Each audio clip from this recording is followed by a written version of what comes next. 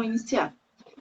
Boa noite para todo mundo. Obrigado pela presença de vocês hoje, da Alex, da Jéssica também como intérprete. Hoje a gente vai falar do filme Olha para Elas, que é um documentário sobre as mulheres em cárcere, um documentário que traz a história de mulheres encarceradas numa penitenciária do sul do país.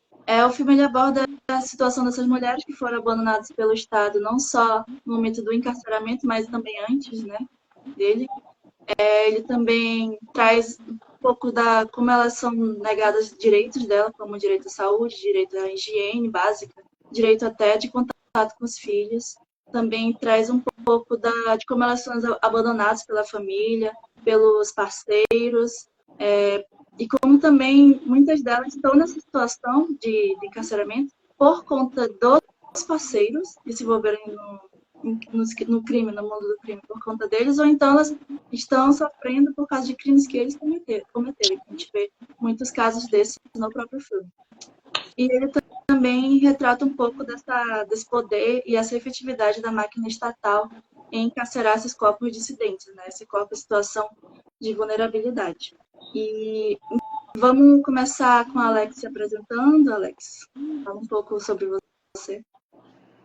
Boa noite a todo mundo que está me assistindo. Me chamo Alex, né? Sou uma ativista dos direitos humanos, sou militante de juventude, militante LGBT. E, né, fui convidada aqui hoje para comentar um pouquinho sobre esse documentário que assisti ele, né, pela primeira vez lá na UFAM, né, no encontro presencial que teve do Cine. E foi bem impactante, né? Traz muitas reflexões, traz muitos pontos, assim, conta muitas histórias, assim, relevantes das vivências daquelas mulheres que foram retratadas nesse documentário, né?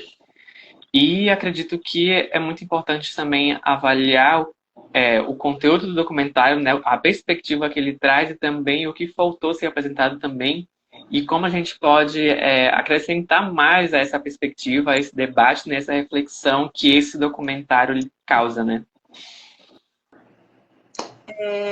Então, vamos começar comentando um pouco sobre o filme. Quais foram, tipo, os pontos principais que você achou mais marcante, os momentos mais marcantes, como ele te atravessou?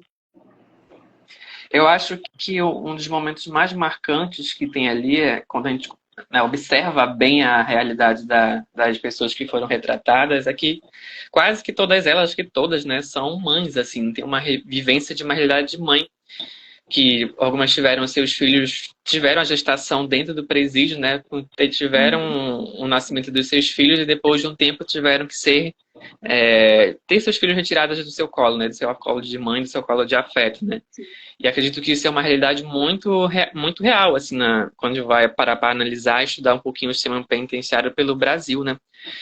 E é um dos pontos muito fortes, assim, porque acredito que quando a gente vai falar de encarceramento, e especialmente dando essa perspectiva do gênero, né, voltada à especificidade da mulher, neste caso, acredito que tem muito uma ausência, assim, de fato, políticas que vá melhorar essa situação dessas pessoas, né, dentro das penitenciárias.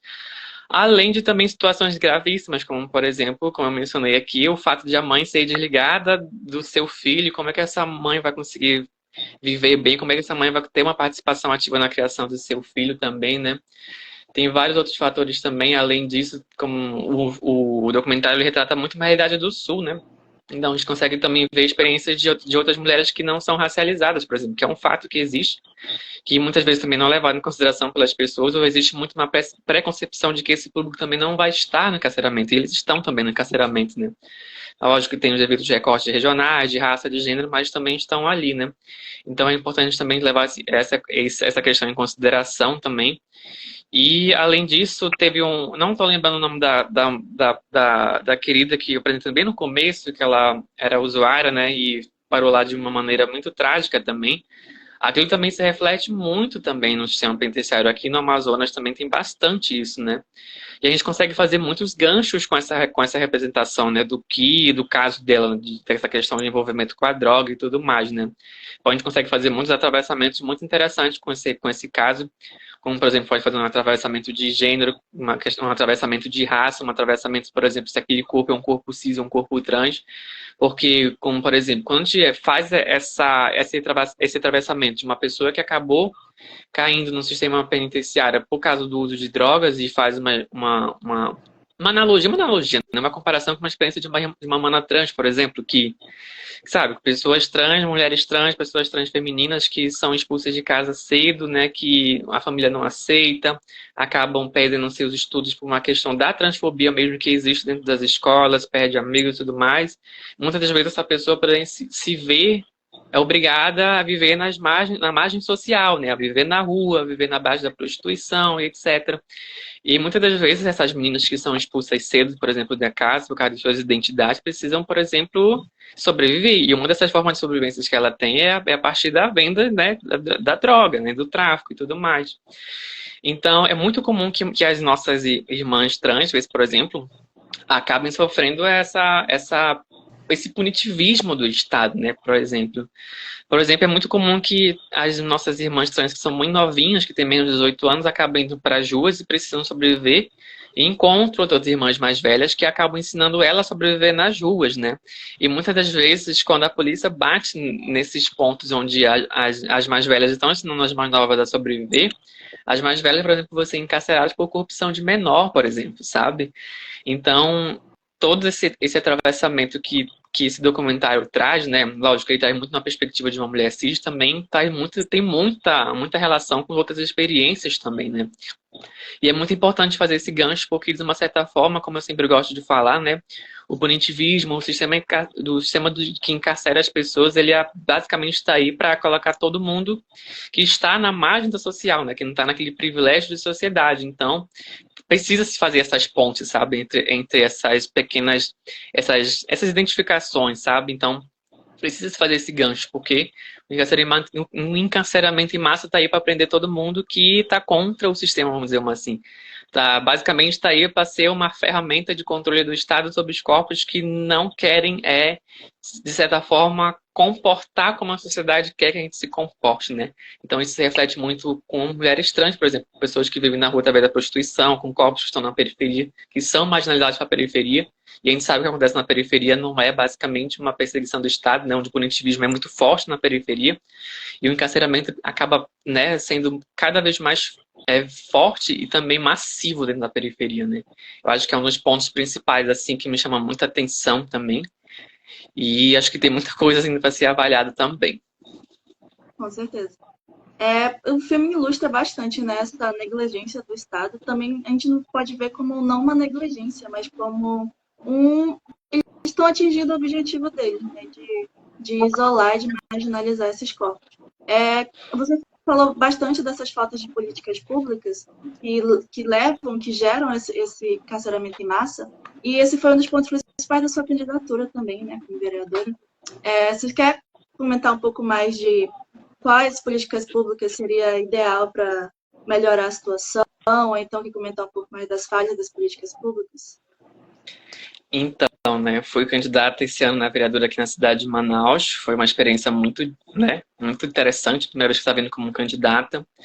Mas eu acredito que, como você comentou, né, as políticas públicas que de fato visam mitigar a desigualdade social, ela é a principal ferramenta para diminuir o carceramento em massa, né, para diminuir a população carcerária. E a gente sabe que isso não ocorre, né? E como eu estava até ouvindo um podcast mais cedo sobre esse tipo de coisa, né?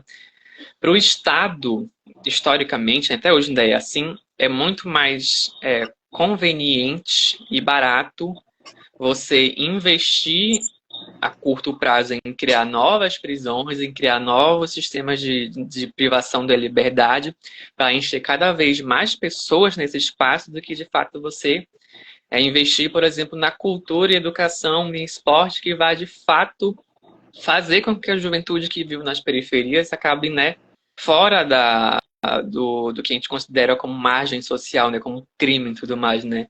Então, quando a gente para observar que a gente está vivendo uma fase de governo brasileiro, especificamente, que tem se aumentado o debate, por exemplo, da privatização de prisões, que tem se aumentado o debate sobre a necessidade de criar mais prisões, a prisão basicamente é uma desculpa muito que esfarrapada do Estado para não investir nas comunidades, para não investir em políticas públicas que de fato vai desenvolver o ser humano para seguir na sua vida de uma maneira saudável, né?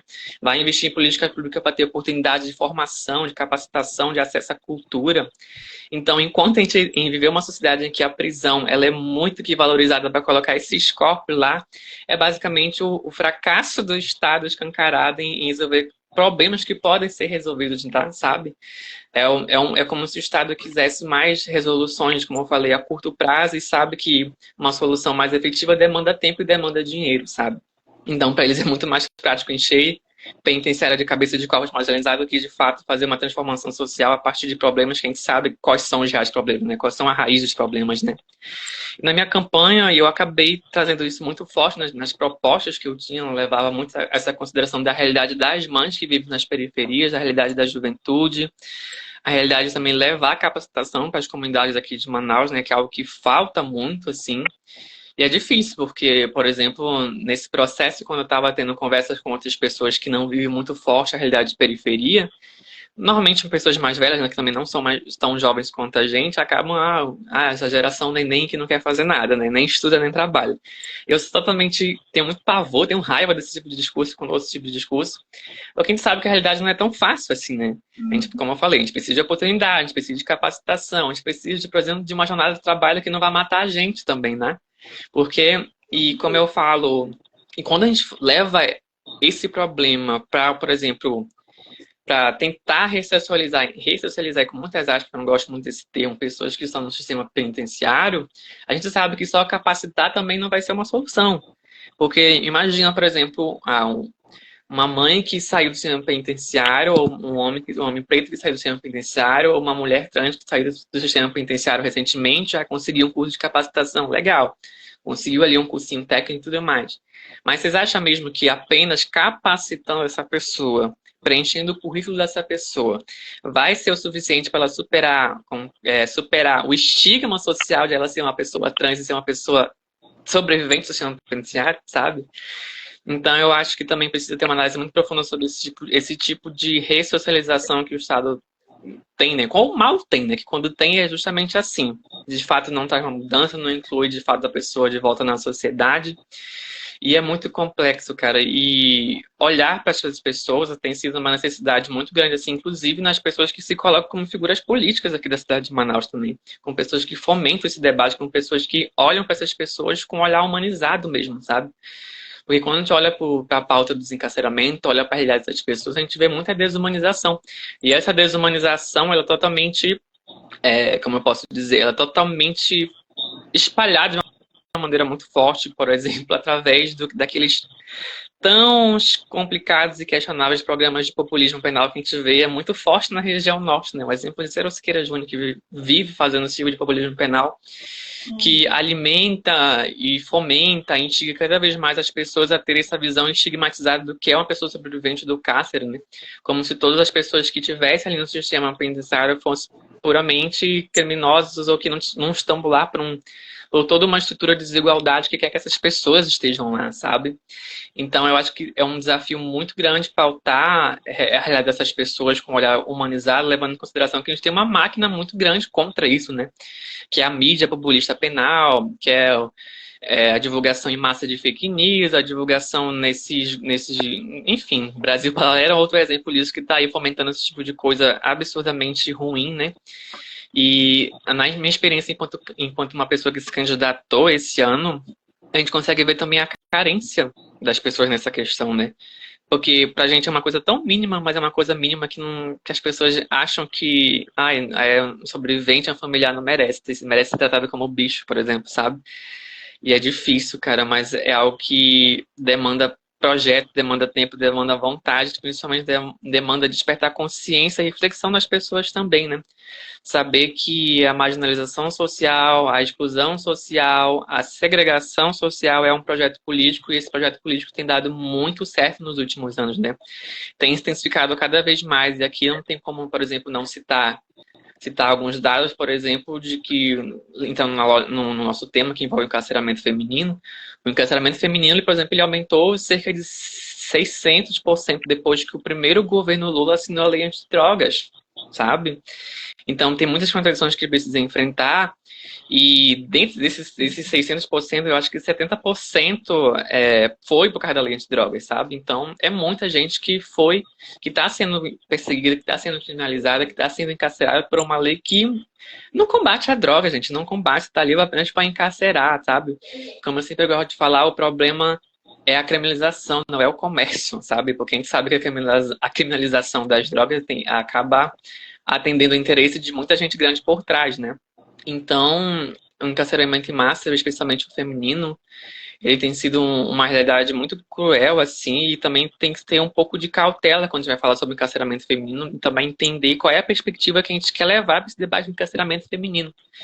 Porque o que a gente vê, por exemplo, em grandes discursos de pessoas que vão falar sobre encarceramento feminino é muito mais um lugar de vitimização das mulheres, assim, né? E muito lugar de silenciamento de outras questões que estão por trás da experiência dessas mulheres, né? Como a gente mencionou presencialmente, vale a pena trazer de novo aqui aquele caso de uma mana que estava usando miolo de pão, por exemplo, como absorvente menstrual, né? E aquilo gerou uma repercussão, como uma mana que acabou contando com um advogado da pastoral carcerária, e gerou essa repercussão dos movimentos feministas, dos movimentos que estão aliados, né, dos direitos das mulheres.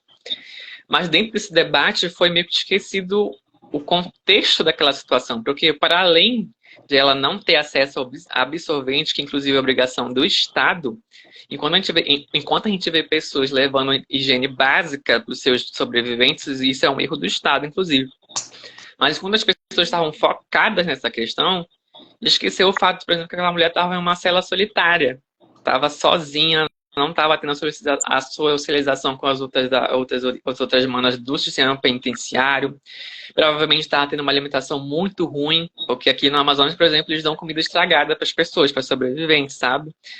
Fora o tão insalubre que é o espaço penitenciário, né? A falta de reforma, as cadeias superlotadas. Então, a gente tem que ter um pouco de cuidado para não cair criando uma máscara para um problema maior que existe no debate do encarceramento feminino. No encarceramento em geral, sabe? Lógico, como eu falei, é fato que existe essa questão da ausência do Estado em garantir o básico, como absorvente, sabonete, desodorante, essas coisas.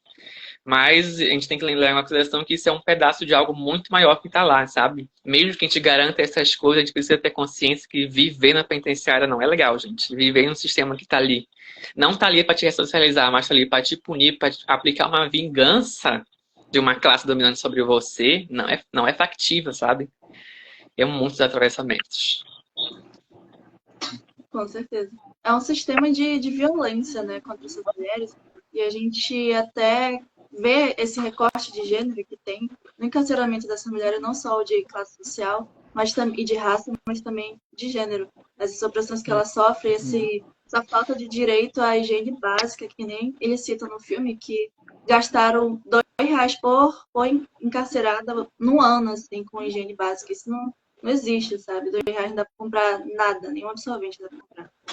E eu queria que você comentasse um pouco sobre essas violências de gênero, que a gente já comentou bastante, mas comentar um pouco como é que por que tem essa questão, a gente sabe por quê, mas destrinchar um pouco dessa violência contra as mulheres na prisão. A gente até teve, eu não posso comentar muito porque ela trabalhava na penitenciária, a gente teve uma sessão com uma mulher que era professora dentro da penitenciária daqui, e ela falou que o próprio diretor da penitenciária não frequenta, tipo, não estava lá presente sempre, que também só tinha ela para dar aula para todo mundo. Enfim, eu não posso falar muito pela própria segurança dela. Mas, enfim, quero que você comente um pouco sobre essa situação dessas mulheres na prisão. Então, né, eu acho que a gente precisa começar com o ponto de que o problema de gênero ele é um problema estrutural, né? Então, ele acaba afetando tudo que a gente possa imaginar, né? A desigualdade de gênero, desde que o capitalismo foi instaurado, estabeleceu aquela relação de poder, onde a masculinidade seria a força superior, né? E começa a partir daí, né? E eu acredito que as violências de gênero dentro do sistema penitenciário, elas acabam, talvez, como eu falei, né? Ela é principalmente marcada pelo não lugar de uma possível violência, como eu explicar assim?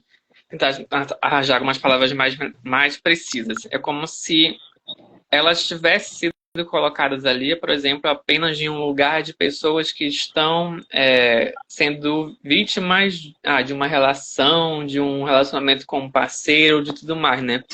Tudo que existe esse imaginário de que essas pessoas, essas manas que estão pagando, estão com a sua privação de liberdade, estão apenas lá por causa dos seus relacionamentos. O que de fato acontece, né? Tem manas que acabam indo para o sistema penitenciário devido às suas relações com parceiros que estão envolvidos com coisas erradas, vamos assim dizer. Mas existe também manas que não estão, né? Que estão lá porque são faccionadas, que fazem parte do trabalho do COR, enfim, das facções e tudo mais. E a gente percebe que para esse público que parte como eu falei, da vitimização, do lugar de que está lá por causa do marido, a negação talvez da dor dessa pessoa seja uma violência, sabe? É fato, como eu falei, né? Não dá para ignorar o fato de que aquela pessoa está no sistema penitenciário, está vivendo um sistema degradante, está vivendo um sistema que não garante o básico, não garante a formação, não garante a ressocialização, porque a gente sabe que isso é uma fanfic da prisão brasileira. E não levar em consideração como que essas relações acabam afetando a vivência e a construção daquela mulher dentro do sistema penitenciário, né? Quando a gente faz os atravessamentos, por exemplo, indo para a identidade trans, para a questão de pessoas trans, a violência de gênero, nesse campo, acaba chegando, por exemplo, na negação do direito ao nome, sabe? Na negação da autoafirmação da identidade. Por exemplo, mulheres lésbicas não têm os seus relacionamentos reconhecidos dentro das penitenciárias, né? Muitas vezes elas não conseguem ficar com essas parceiras. Homens trans não são vistos como homens trans, são colocados como mulheres lésbicas, tendo suas identidades negadas também. O que a gente chama de pavilhão LGBT aqui no Amazonas, por exemplo, não é um pavilhão LGBT, porque só tem irmãs trans lá, é um pavilhão trans. Não que seja um problema, mas se é para ser LGBT, que abrigue todas as identidades possíveis também. Há também toda como eu posso dizer, uma negação também das relações homossexuais entre homens gays lá também, é uma violência que acontece muito. Então, acho que as violências de gênero, elas estão ali em muitos fatores, né, em muitos pontos, assim, até minuciosos, que a gente às vezes não consegue perceber, né, como, por exemplo, como eu falei, a negação dos casais viverem os seus romances com seus parceiros dentro das penitenciárias, sabe? A negação de uma experiência de um homem trans, a negação de uma mulher lésbica ter sua identidade negada, né? E, na realidade, de pessoas trans é muito difícil, por exemplo, lidar com o fato de ter manas que tenham suas identidades negadas e por isso passa por uma série de violências, na grande maioria das vezes, mais cometida pelos agentes do Estado que, de fato, pelo tráfico, pelos manos do COR. A lei do COR parece que respeita muito mais as identidades das pessoas trans que, de fato, o Estado que está lá querendo te empurrar para o pavilhão masculino, raspar sua cabeça, ignorar de fato o que você é enquanto pessoa, né? Então, as violências de gênero, eu sempre gosto de uma perspectiva de que a violência de gênero ela não pode estar resumida também a uma única experiência, né, que seria da mulher cis. Lógico, a gente não pode ignorar esse fato, a gente não pode, de fato, dizer que não faz parte, está ali, é uma raiz principal. Mas a violência de gênero também, ela tá em muitas formas, sabe? Muitas formas mesmo. Como eu falei, a negação da mãe de ter o momento de criar o seu filho na penitenciária, ter esse desligamento, né? Outra violência que acontece muito, por exemplo, que é uma violência que é recorrente na vida de mulheres que são encarceradas, é o abandono parental, sabe? Os homens que são presos, né, que estão no sistema penitenciário, eles têm muito mais suporte da família que experiências de mulheres que estão encarceradas, né? Quando a gente vai, por exemplo, analisar as visitas, a gente vê que o público feminino que vai visitar seus filhos, os seus esposos, os seus cunhados e primos, etc., é muito maior do que a fila de familiares e amigos que vão visitar só as mulheres que estão encarceradas, né, nesse lugar. Então, tem essa questão também do abandono parental e acredito que e muitas das vezes, por exemplo, essa ausência de visitas, por exemplo, de mulheres, por exemplo, de uma sobrevivente que teve o filho, criou o filho, precisou dar o filho para a mãe. E justamente por dar o filho para a mãe, acaba tendo a jornada de trabalho um pouco dobrada. Aquela mãe cuidando dessa criança, o que acaba impedindo dessa mãe de visitar a sua filha no centro penitenciário, sabe?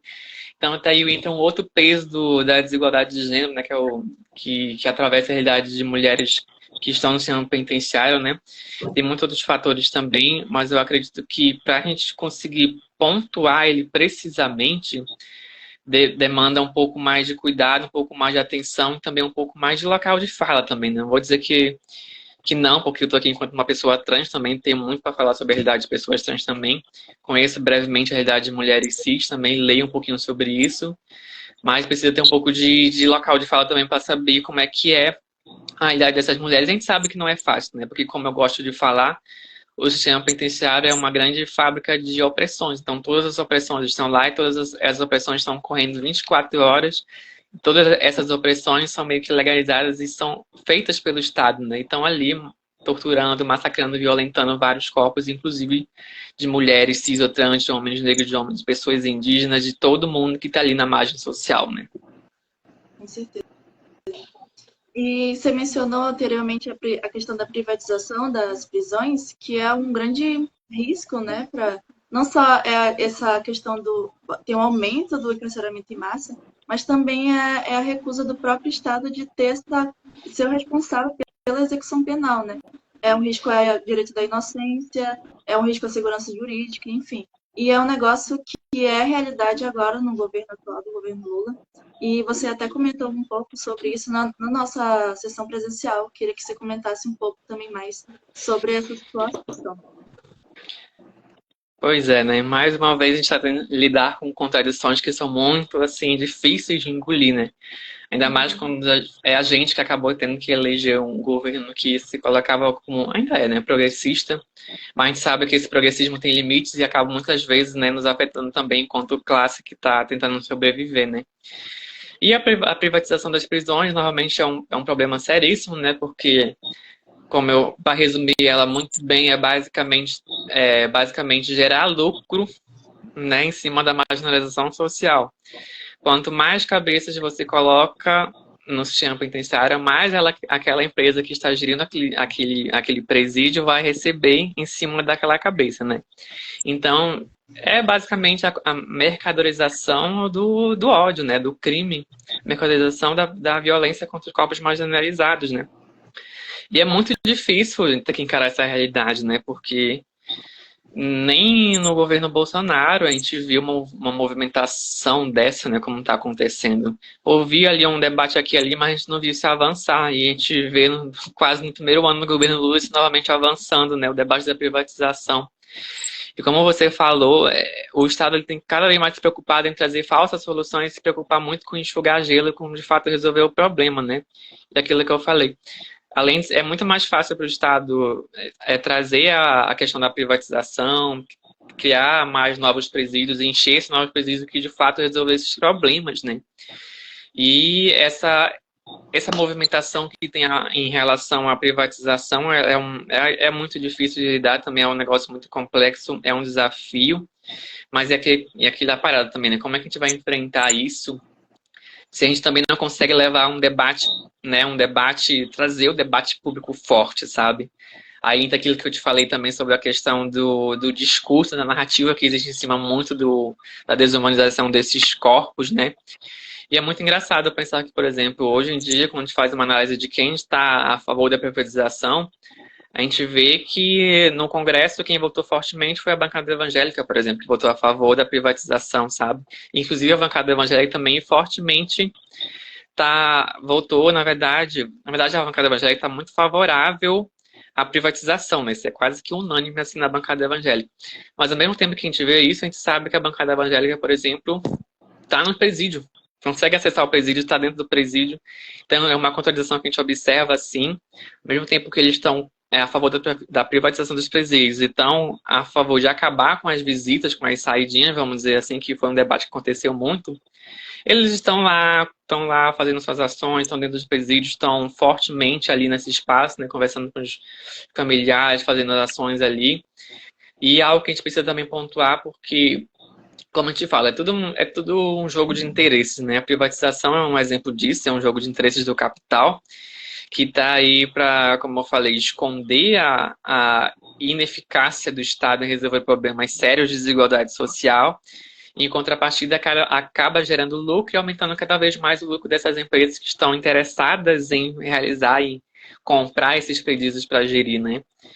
E é um perigo muito sério, muito iminente. A gente vê que o Brasil novamente está seguindo o contrário a uma tendência mundial, vamos dizer assim, que é a privatização dos presídios. nos outros países que a gente vê, principalmente na parte norte do globo, a gente vê que não é isso, é totalmente estatal. E é algo que a gente precisa ter atenção também, porque a gente sabe que isso pode gerar cada vez mais encarceramento em massa. E quando a gente olha para a realidade do Amazonas, a realidade da região norte, que é a periferia do capitalismo, isso vai se piorar cada vez mais, sabe? A gente já viu uma realidade de encarceramento em massa e aqui as violências também estão acontecendo a todo vapor. Então, talvez o maior desafio seja, primeiramente, trazer um debate público, né? Forçar o debate público de uma forma consciente, né? Mas eu acredito que demanda muito braço, demanda muita atenção, demanda muita força de vontade, demanda muito interesse também dos outros movimentos a querer pautar essas questões, né? E é muito atravessamento, eu estou tentando entrar em alguns pontos, mas eu acredito que se a gente ficar aqui vai ser muito tempo para conversar sobre isso, né? Mas eu acredito que no geral é isso, assim, sobre a privatização. E um pouco que você falou também sobre essa exploração e também lucro através da desumanização desses corpos, que acontece muito nas mídias sociais, nas redes sociais, com fake news também. Inclusive, o vereador eleito também é um forte seguidor dessa tendência. Queria que você comentasse um pouco sobre essa situação do lucro e criação de mídia através da desumanização e violência desses corpos, também um pouco do caso do Siqueira Júnior e tudo mais. Pois é, né? Como eu mencionei, teve esse vereador que foi eleito, né, que é um vereador um pouco problemático, né, que reforça muito esse discurso, que tem basicamente vídeos públicos no seu perfil de violência contra os corpos marginalizados, né? E, cara, assim, eu acho que pautar essa representação, né, ela tem que ser muito, muito pontual, muito séria também, porque a gente está falando de pessoas que são eleitas para definir a vida das pessoas, né? Então, acredito que fazer essa reflexão dessas pessoas que a gente está colocando para representar a população manaus especificamente, né? Ela se torna assim, muito importante quando a gente passa a perceber que o que está sendo debatido, o que está sendo defendido, o posicionamento daquela pessoa vai começar, por exemplo, a chegar cada vez mais naquela família, aquele corpo que, por exemplo, não estava sentindo tanto o peso da marginalização, sabe? É como se o cerco da criminalização, o cerco do estigma começasse também a chegar nos mais variados grupos que existem na periferia, né? E como, por exemplo, aquele homem, ele defende, por exemplo, essa tendência da desumanização fortemente nas suas redes sociais. E a gente sabe que, por enquanto, por exemplo, ele está direcionando mais especificamente para corpos racializados, corpos da periferia, corpos de homens pretos, de mulheres pretas e tudo mais. Mas a gente sabe que, em algum momento, essa criminalização também vai chegar para um público, por exemplo, LGBT, sabe? E já acontece, né? Já acontece essa perseguição às nossas identidades, aos nossos corpos. E é um passo para essa galera querer chegar a uma perseguição um pouco mais escancarada em relação a alguma coisa, né? Então, olhar para esse debate, olhar para essa questão do populismo penal como um principal motor de fomentação desses ideais é essencial, sabe? Como eu falei, o populismo penal, através desses jornais midiáticos, que é muito forte aqui, por exemplo, quando eu ando aqui no meu bairro, eu, sei lá, vejo 3 ou 4 famílias assistindo esses jornais populistas, em especial do Siqueira Júnior, que é talvez a principal figura de influência aqui dentro do Estado em relação a esse tipo de conteúdo, né? É difícil porque é justamente esse tipo de conteúdo, esse tipo de mídia, esse tipo de jornal que está fomentando esse tipo de conteúdo que faz com que a população de Manaus se recuse a pensar a lógica punitivista de uma outra forma, né? Comece a defender com os dentes que é isso mesmo e mal sabe que isso pode afetar a realidade dela também, sabe? Aquilo que a gente fala sobre você está votando a favor de políticas públicas que vão te perseguir em algum momento, sabe? Vão te catar em algum momento, vão te marginalizar em algum momento, né?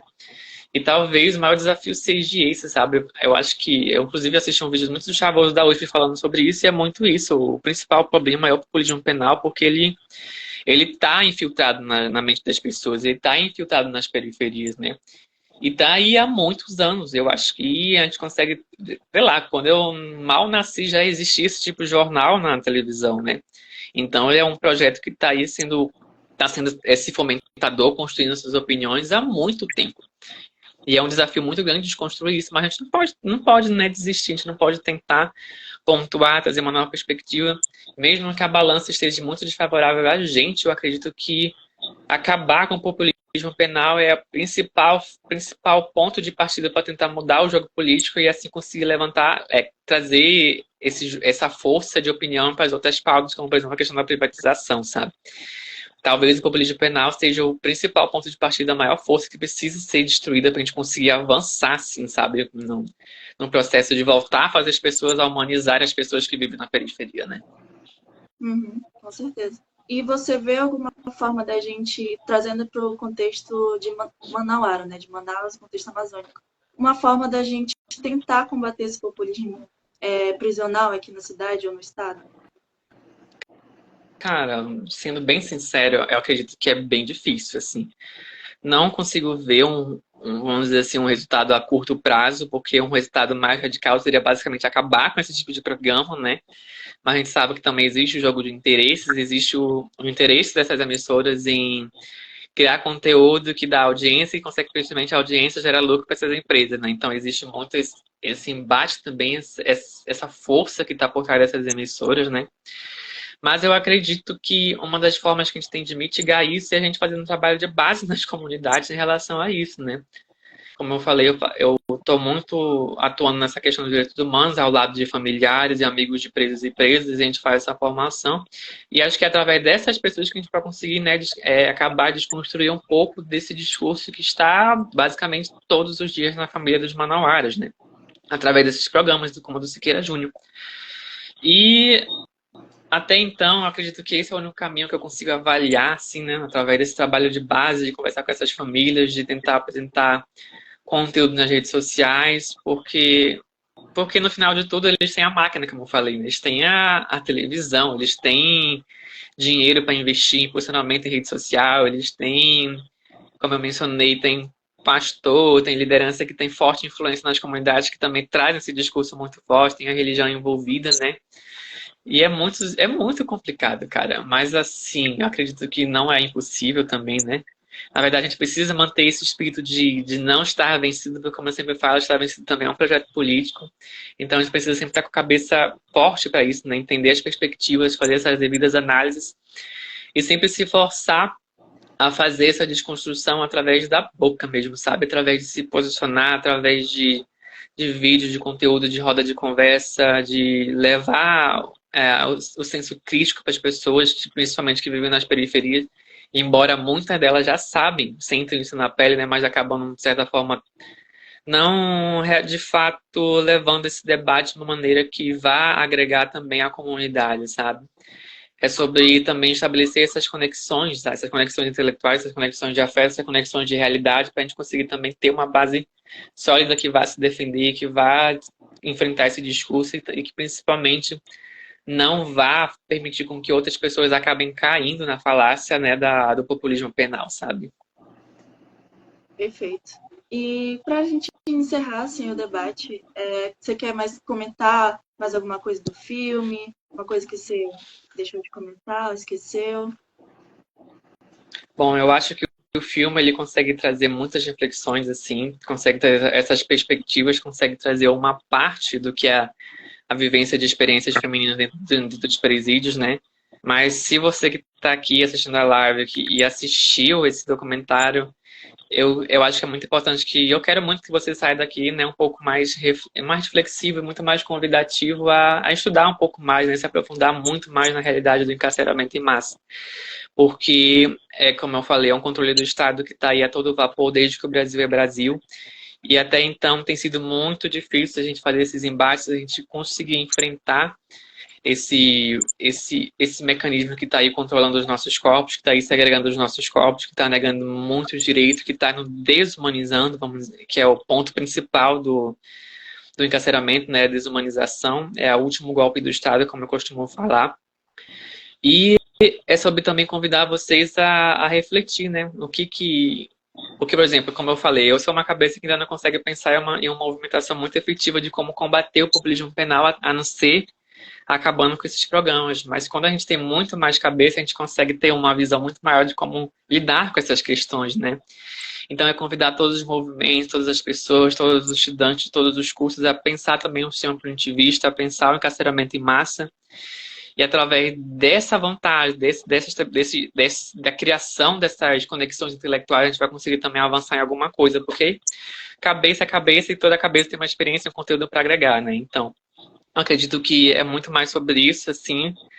Sinta-se tocado, sinta-se interessado a pautar sobre isso. E como eu mencionei lá no nosso encontro presencial, acredito que todos os cursos conseguem sim fazer uma ligação com isso. Pedagogia, psicologia, educação, enfim, todos os cursos conseguem de alguma forma fazer essa conexão, principalmente os cursos de humanas, né? Com essa realidade das pessoas que estão sobrevivendo todos os dias, os seus amigos e familiares também, né? Eu acho que é muito mais a isso, meu comentário é muito mais sobre um apelo mesmo das pessoas olharem para essa pauta de fato, né? E entender que é aquilo que eu falei e sempre deve ser reforçado. Enquanto a gente vê uma sociedade que fomenta cada vez mais o encarceramento em prisões, a gente está vendo de forma escancarada o fracasso do Estado em resolver a desigualdade social.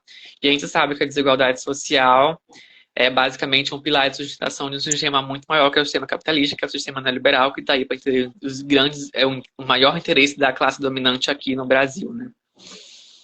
Com certeza, belas palavras. Muito obrigada pela sua presença, Alex. Muito obrigada pela sua presença, Jéssica, também nessa intérprete de Libras. Eu espero que todo mundo tenha gostado da nossa live. Siga todos os nossos perfis. Eu vou deixar o formulário no Stories, formulário de presença, para quem acompanhou a live, para ganhar o certificado de horas. E agradeço de novo pela sua presença. Muito obrigada. Boa noite e até a próxima. Tchau. Tchau.